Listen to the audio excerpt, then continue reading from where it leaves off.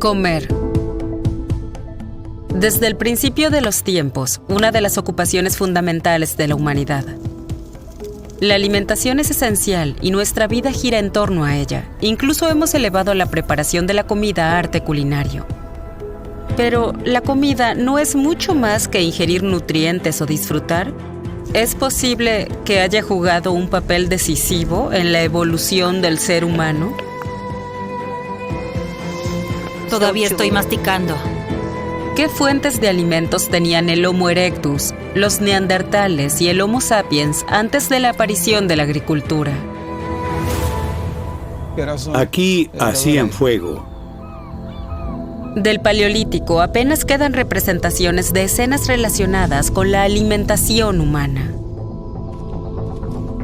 Sin embargo, nuevas excavaciones arqueológicas y avances tecnológicos en el análisis de fósiles han permitido obtener conocimientos nuevos sobre los hábitos alimenticios de nuestros ancestros. ¿Cómo se alimentaban los cazadores y recolectores? ¿De qué estaba compuesta su comida? ¿Y cómo la preparaban? Está bueno. Las respuestas son sorprendentes.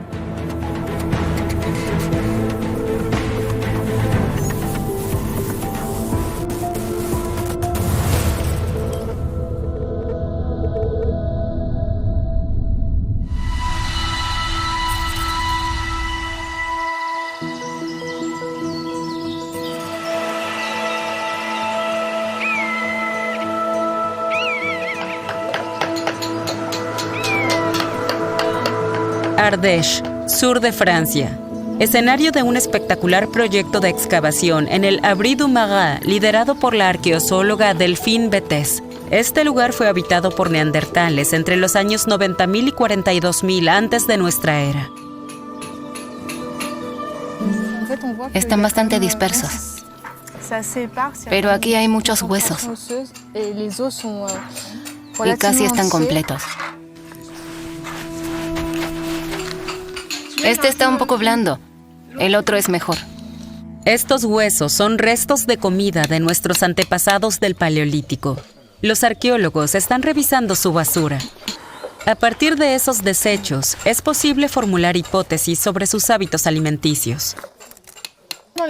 En las capas superiores, las más recientes, no hay esqueletos completos. Encontramos huesos largos y algunas patas, es decir, huesos de los dedos, del carpo y del metacarpo. Todas las marcas en los huesos fueron hechas por humanos. Pueden verse claramente marcas de cortes y percusión. Esto no era un matadero, sino un segundo lugar donde se procesaba la carne. Se seleccionaban los mejores trozos y se traían aquí para su preparación.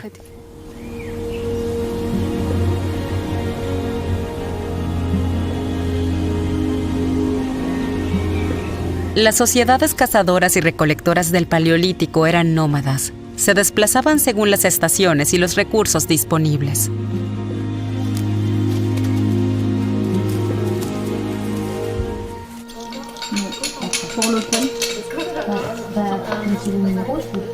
Cada hueso encontrado proporciona información sobre qué tipos de animales fueron cazados y troceados en este lugar. ¿109? 43.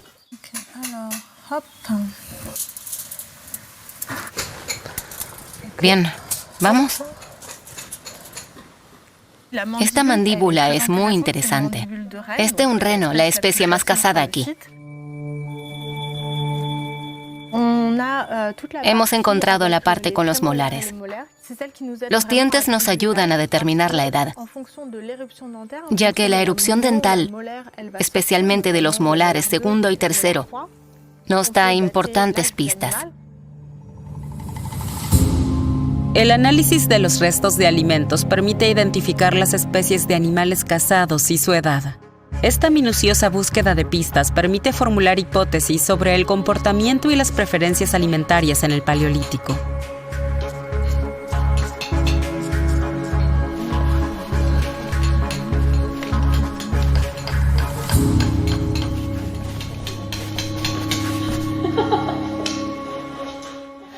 En la última capa, atribuida a neandertales, hay algunos ciervos y megalóceros, junto con especies grandes como bisontes o caballos. Sin embargo, principalmente se cazaban y consumían renos.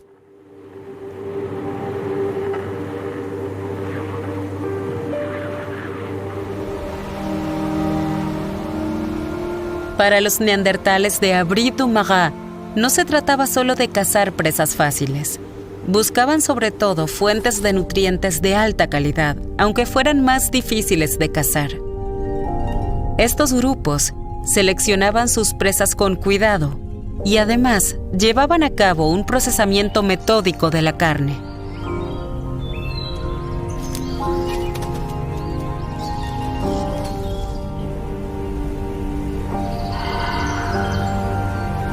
Hace 100.000 años, en pleno período glacial, el clima de esta región era mucho más frío y la vegetación se asemejaba a la de una estepa. A diferencia de las plantas, cuya disponibilidad variaba según la ubicación y la estación, la carne estaba disponible como fuente de alimento todo el año y con cualquier clima. Por ello, desempeñó un papel central en la dieta de los grupos neandertales europeos.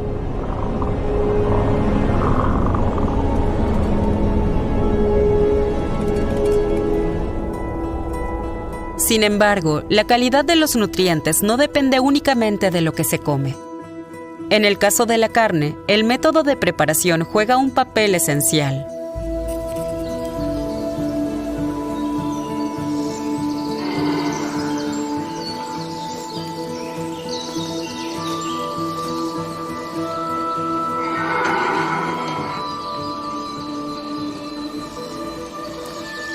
En la Universidad de Vanderbilt, en Nashville, la bióloga y neurocientífica Susana Herculano-Ucel investiga los efectos de los alimentos cocidos en la evolución de nuestros ancestros y, en particular, en el desarrollo de su cerebro.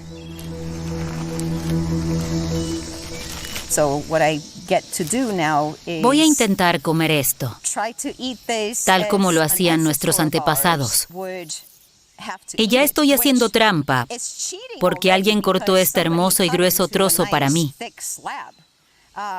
Ni siquiera sé si mis dientes podrán.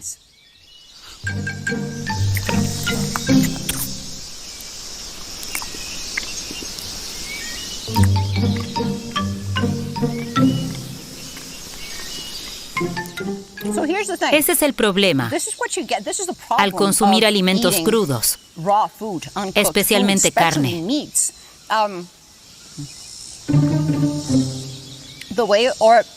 Nuestro cerebro funciona de manera que no podemos tragar la comida hasta que no la hayamos triturado completamente en una masa húmeda. Por lo tanto, requiere mucho tiempo de masticación hasta que esté lista para ser ingerida. Lo siguiente es que esos pedazos llegarán a mi estómago, y dado que los comí crudos, no están completamente convertidos en una papilla. Así que cuando lleguen a mi estómago, solo estará expuesta a las enzimas digestivas la superficie de los pequeños trozos de carne. Y solo esa superficie, la parte digerida, se transformará en algo que el cuerpo pueda asimilar como energía y nutrientes. El resto será excretado tal como entró, sin digerir, y por lo tanto desaprovechado. Todavía estoy masticando. Realmente cuesta mucho tiempo y esfuerzo obtener solo un poco de energía de la superficie de los trozos de carne. No puedo tragarlo.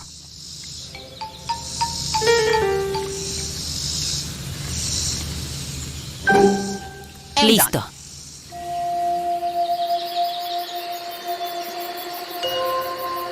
Si consumiéramos alimentos crudos, como todas las demás especies animales, tendríamos que dedicar casi 9 horas y media al día a recolectar y comer. Pero el uso del fuego lo cambió todo. Un gran método de barbacoa. Los alimentos cocidos son mucho más fáciles de masticar. El fuego permitió consumir alimentos duros o antes indigestos. Además, mata los patógenos. Pero lo más importante es que mientras que los alimentos crudos solo liberan entre el 30% y el 40% de sus nutrientes durante la digestión, el cuerpo puede convertir en energía útil casi el 100% de los nutrientes de los alimentos cocinados. El calor divide las proteínas, rompe las fibras musculares y las hace más blandas y masticables. Las plantas aportan muchos carbohidratos y cantidades menores de proteínas y grasas, dependiendo de la planta. Pero se ha demostrado que nuestra bioquímica no necesita realmente carbohidratos. Lo único que debemos consumir, porque nuestro cuerpo no puede producirlas por sí mismo, son proteínas y grasas. La carne contiene ambas en grandes cantidades. Esto está delicioso. Mucho mejor que crudo.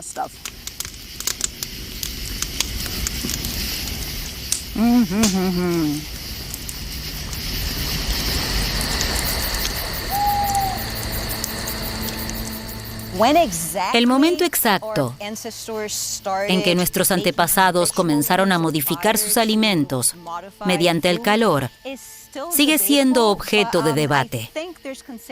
Tal vez hace 500.000 años, o incluso hace 1 millón de años, o más. Es probable que el Homo erectus usara el fuego para transformar los alimentos. Ese momento es muy importante porque los fósiles muestran que el cerebro humano comenzó a crecer hace aproximadamente 1,5 millones de años. La investigadora está convencida de que existe una relación entre alimentación y evolución del cerebro.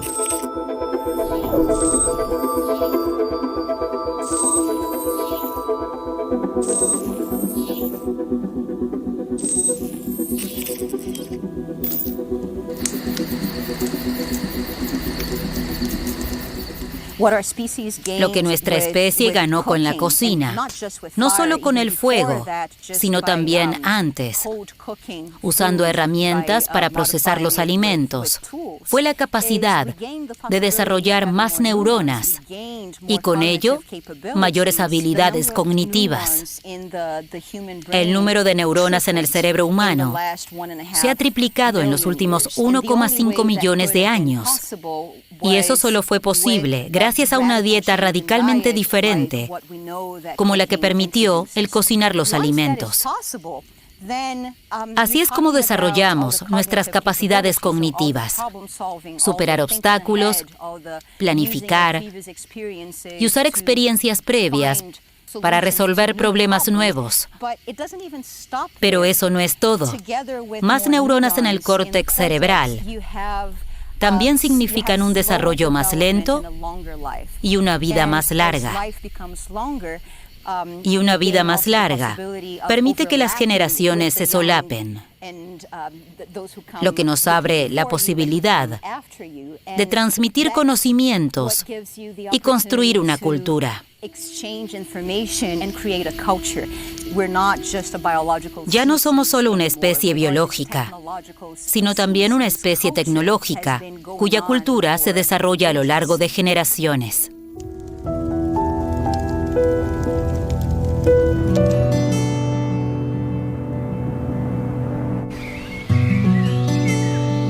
Si cada grupo tenía sus propias tradiciones para desollar y procesar carne, ¿por qué no habría de ser lo mismo para otros alimentos? ¿Realmente su dieta se limitaba únicamente a la carne? excavaciones en Portugal han abierto nuevas líneas de investigación.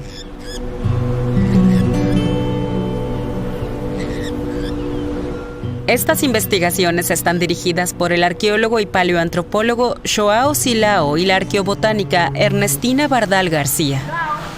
¿Mejor? ¿Mejor aquí? Sí, mejor. Mejor. Al sur de Lisboa, en los acantilados de Arrábida, se esconden varias cuevas que hace aproximadamente 100.000 años servían como refugio.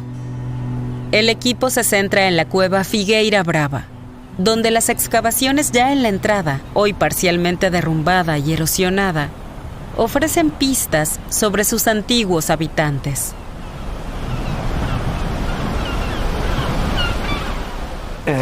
Aquí encontramos un primer nivel de ocupación con una gran cantidad de moluscos. Lo más oscuro que ven aquí son conchas quemadas o carbón vegetal.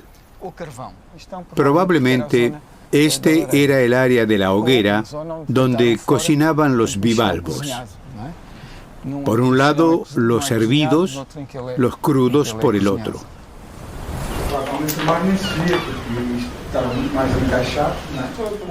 El mar estaba entonces entre 1 o 2 kilómetros de distancia. Entre esta gruta y la línea de costa había una pendiente empinada cubierta por la misma vegetación que vemos hoy en esta región. Los habitantes de la gruta pudieron haber recolectado moluscos en la costa y transportarlos hasta aquí para consumirlos. Sin embargo, en el exterior, los niveles de ocupación fueron erosionados por las inclemencias del tiempo y los pocos restos que quedan son difíciles de interpretar. El verdadero tesoro de Figueira Brava se encuentra dentro. Al final de un estrecho pasaje, una sala de difícil acceso que ha permanecido inalterada durante decenas de miles de años.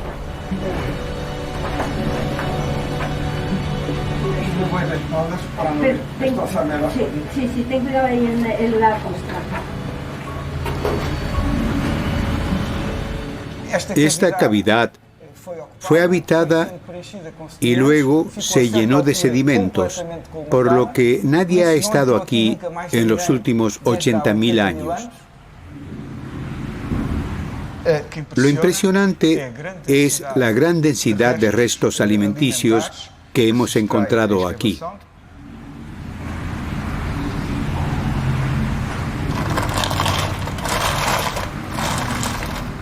Tiene saco.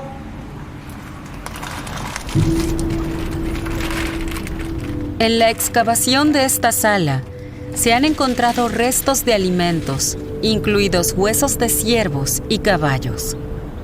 Pero no solo eso. También se han hallado desechos de alimentos como frutos de mar.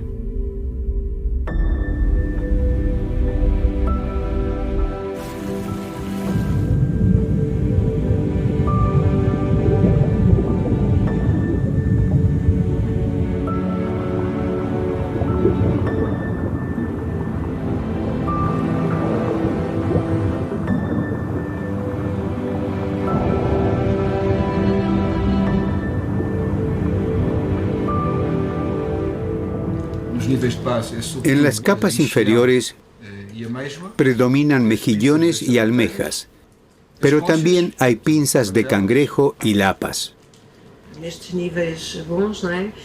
En la segunda capa hay principalmente tiburones y anguilas. Estos son, de hecho, los primeros indicios de pesca de tiburones. ¿En cantidades? Sí, en cantidades.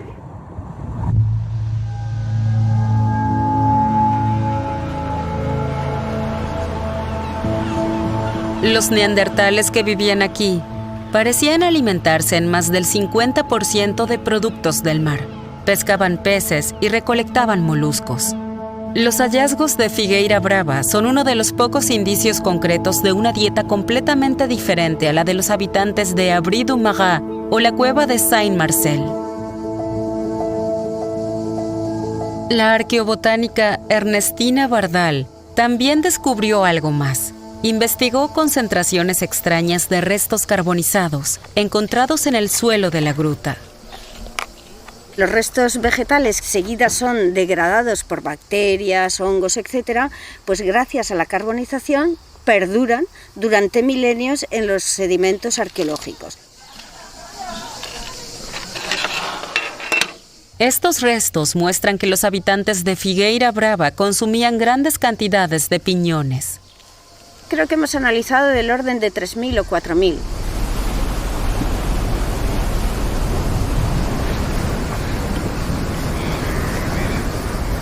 Vamos a ver si llegamos a... Hay que llegar allí. En el bosque, sobre la cueva, se encuentra el origen de los piñones. Figueira Brava se ocupa en el último interglacial, en uno de los momentos cálidos, similar al actual. El paisaje era exactamente igual que esto, tenemos la misma flora. Pero era dominado por los pinos piñoneros que estaban en los cordones de dunas frente a la cueva. La nutrición que aporta el piñón es excelente, porque tiene arginina, por ejemplo, tiene cantidad de ácidos grasos de los omega 3 realmente buenos para la salud. Entonces, una cucharada de piñones es muy saludable si la tomáramos cada día para nuestra salud. Y eso lo hacen los neandertales de aquí. Los restos de piñones de Figueira Brava son un hallazgo extraordinario. Constituyen una prueba directa de que nuestros antepasados del Paleolítico también consumían plantas.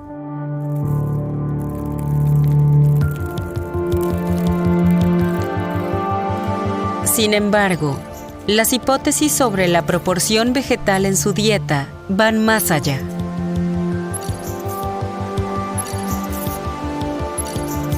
La flora circundante era una fuente fantástica de alimentos para nuestros ancestros.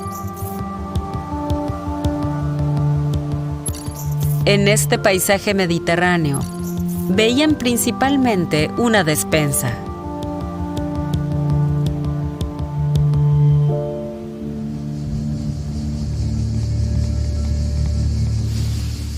Hay viña silvestre, también hay lentisco, hay acebuche. Es una avena silvestre, que sus semillas pueden ser comestibles. Una cosa de las gramíneas es que crecen en colonias. Cuando encuentras una, es como un campo silvestre de cereal. Eso quiere decir que para recoger también es muy eficaz y muy fácil, porque solo tienes que venir y coger todas juntas. Esto es un belífera, es de la familia de las zanahorias. Se pueden encontrar en yacimientos del Paleolítico superior, como tienen un agradable sabor y además vitaminas, pues sería un complemento a esa dieta omnívora que tienen en el Paleolítico.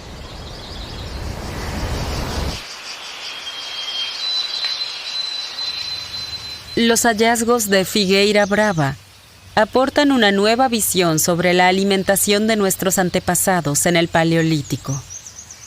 ¿Qué consumían exactamente?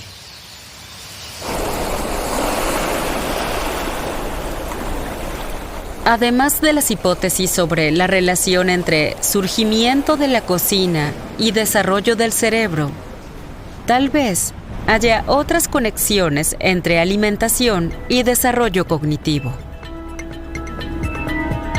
¿Cómo pueden comprobarse algunas de las conclusiones que los científicos sacan de sus investigaciones de campo?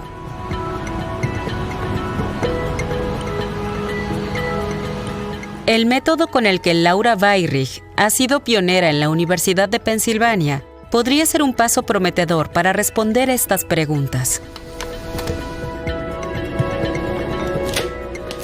Ella aprovecha los avances en biología molecular y genética para reconstruir de manera detallada la dieta de nuestros antepasados.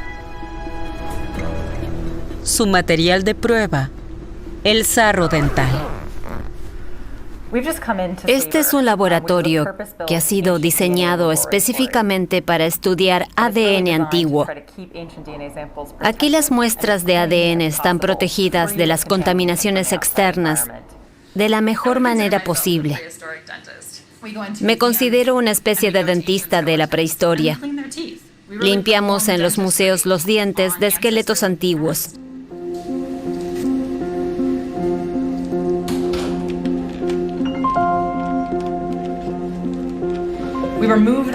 Aplicamos la odontología moderna a nuestros antepasados. Tomamos muestras de sarro dental para leer el ADN que contienen. ¿Ven esta sustancia negra o verde sobre la superficie del diente? Eso es el sarro o placa calcificada que buscamos. El sarro es un depósito similar al cemento. Los microorganismos y los restos de alimentos que tenemos en la boca se acumulan en esta capa de calcio. Lo extraemos y nos embarcamos en un viaje en el tiempo, analizando el ADN.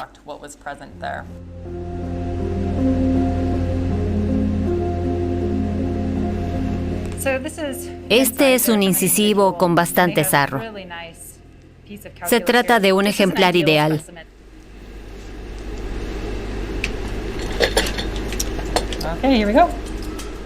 El sarro de nuestros antepasados contiene, por lo tanto, información detallada sobre su alimentación.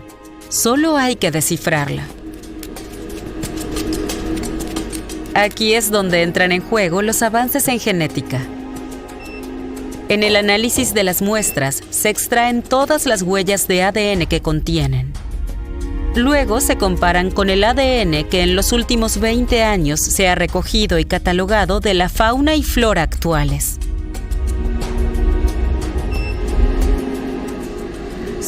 Estamos limitados porque el ADN de referencia proviene de plantas y animales actuales.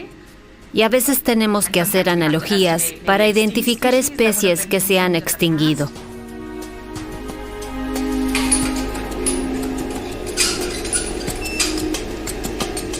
Se ha confirmado que los seres humanos comían mucha carne, tanto de animales grandes como rinocerontes lanudos, como de animales más pequeños, dependiendo lo que tuvieran disponible. También sabemos que solían recolectar hongos, frutos secos e incluso gramíneas silvestres.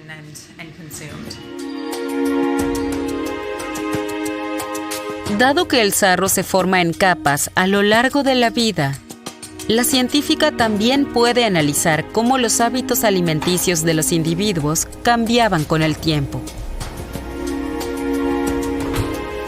En el estudio de restos humanos de la cueva de El Cidrón, en España, cuya edad se ha datado entre 50.000 y 42.000 años antes de nuestra era, Laura Bayrich y su equipo encontraron un comportamiento alimentario inesperado.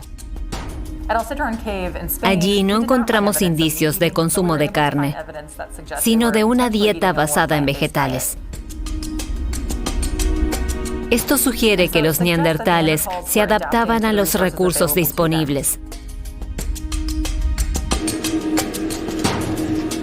El ADN extraído de los dientes proporciona, por lo tanto, la prueba de la hipótesis de Ernestina Bardal. Las plantas desempeñaron un papel fundamental en la alimentación de algunas personas. Su dieta era, por tanto, mucho más variada de lo que se pensaba hasta ahora. Y el sarro de la cueva de El Cidrón proporcionó pruebas aún más sorprendentes. Uno de los neandertales padecía un absceso, y el ADN encontrado muestra que masticaba una corteza que tal vez tenía propiedades medicinales.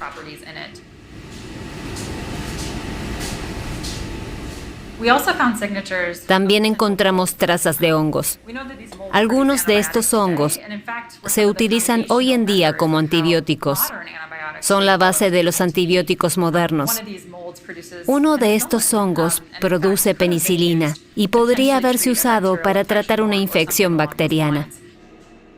Eso significa que los neandertales sabían cómo tratar infecciones en la boca o incluso dolores de estómago. Sugiere que tenían conocimientos sobre plantas medicinales y aprovechaban todos los recursos disponibles en su entorno. ¿Nuestros antepasados no solo comían para alimentarse, sino también para curarse? Laura Weyrich continuará investigando para respaldar esa tesis. Pero queda una gran incógnita. ¿Fue el sabor también un criterio en la elección de los alimentos? Los hallazgos en un yacimiento en Jordania ofrecen desde 2018 nuevas perspectivas al respecto.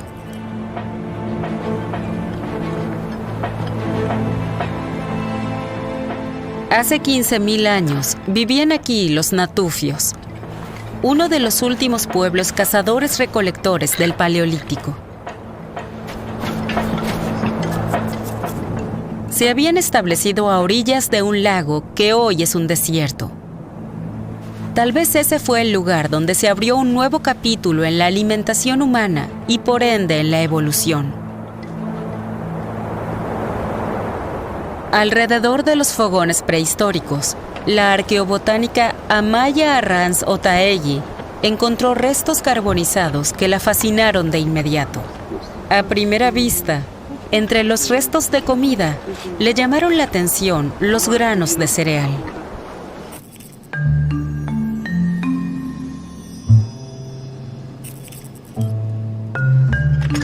De regreso en la Universidad de Madrid, decidió examinar los restos carbonizados bajo un microscopio electrónico de barrido. El resultado fue sorprendente.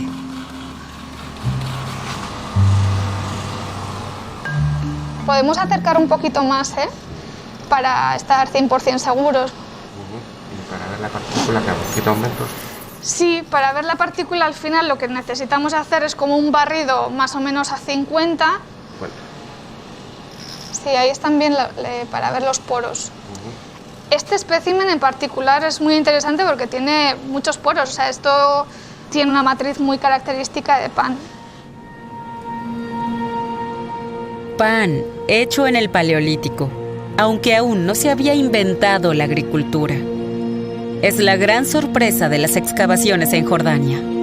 Estaban mezclando tanto cereal como otro tipo de harinas en su elaboración. Lo que ves aquí es un resto de tubérculo, que estaban utilizando tubérculos en las preparaciones de pan. Esto todo es tejido vascular. Otras evidencias encontradas allí confirman esta conclusión. Cerca de los yacimientos se descubrieron numerosas piedras de moler y morteros.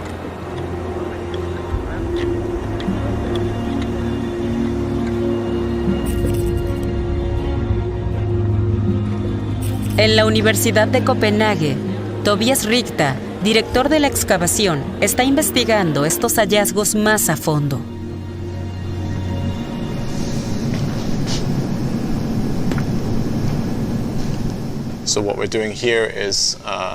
Estamos escaneando algunos de los objetos para obtener escaneos en 3D de alta resolución de sus superficies.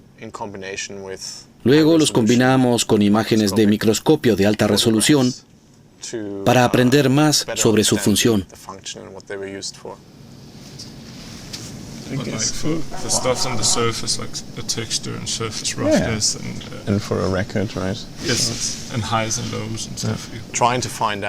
Tratamos de entender cómo se usaron exactamente estas piedras.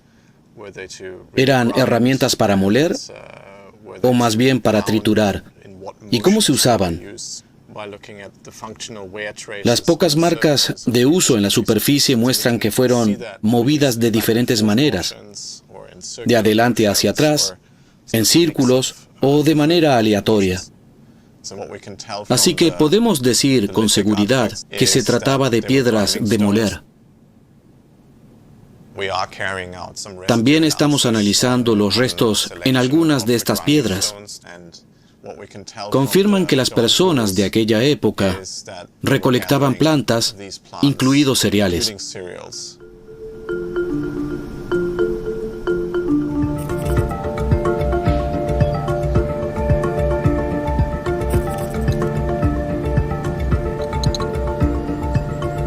Amaya Arranz Otaegui quiere descubrir cuál es la proporción entre cereales y tubérculos en los panes prehistóricos. utiliza ingredientes modernos que son comparables con los del Paleolítico. Así espera acercarse a la textura y el sabor del pan de la prehistoria.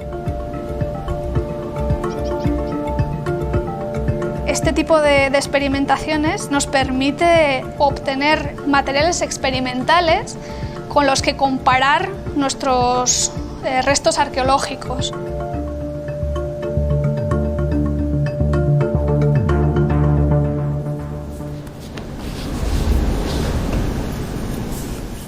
Tenemos dos tipos de harinas diferentes. Por una parte tenemos una harina de cereal molida a la piedra y tenemos la harina de chufa, que representa un poco estas harinas de tubérculo que se consumían hace miles de años. Entonces vamos a proceder a mezclarlas en diferentes proporciones para poder adquirir masas de pan con diferentes texturas y sabores. Y mezclarlo con agua, tal y como estoy haciendo yo.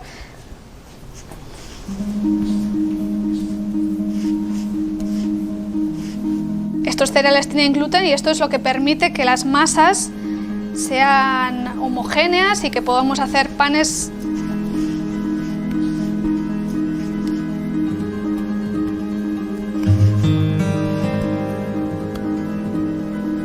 podemos convertir en un pan plano, pues similar a los que podrían producir ellos hace unos 15.000 años, ¿no?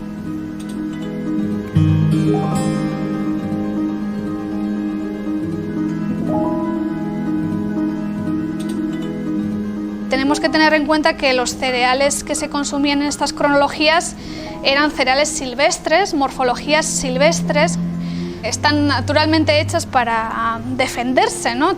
La semilla esté realmente bien protegida. Entonces, el paso más importante y el que más les costaría sería el descascarillado.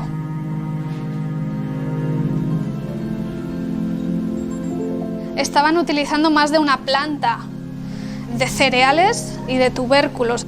Sí que no sabemos si esto responde a una razón de sabores o de preferencias culinarias. Moler los ingredientes con diversas técnicas, mezclarlos y luego cocinarlos. Todos estos son pasos que se ajustan a nuestra definición actual de cocinar u hornear. Pero, ¿qué utilidad tuvo dedicar tanta energía y tiempo a esto? ¿Cuál es el beneficio de estas complicadas preparaciones? Este tipo de comida es muy útil. El pan es extremadamente nutritivo, ya que contiene muchas calorías. Además, es fácil de transportar y almacenar.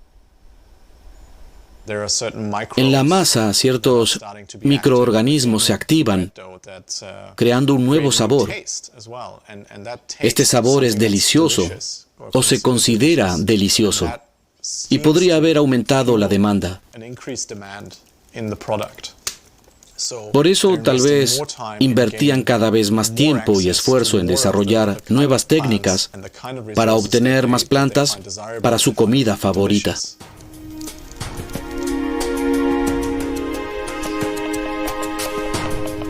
Basado en sus análisis, Tobias ha formulado una nueva hipótesis que intenta encontrar una explicación al origen de la agricultura. Hasta ahora se pensaba que el pan surgió solo con el inicio de la agricultura.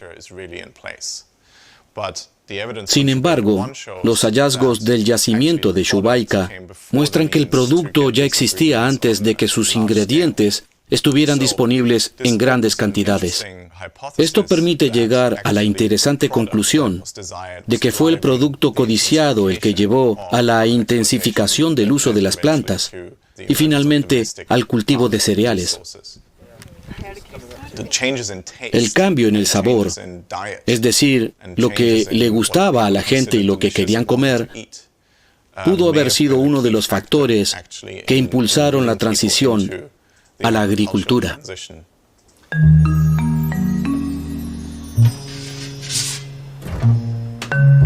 Como o pan que tiene la masita un poco más gorda, entonces sí, un poco más, menos calor. Pero más tiempo. Sí.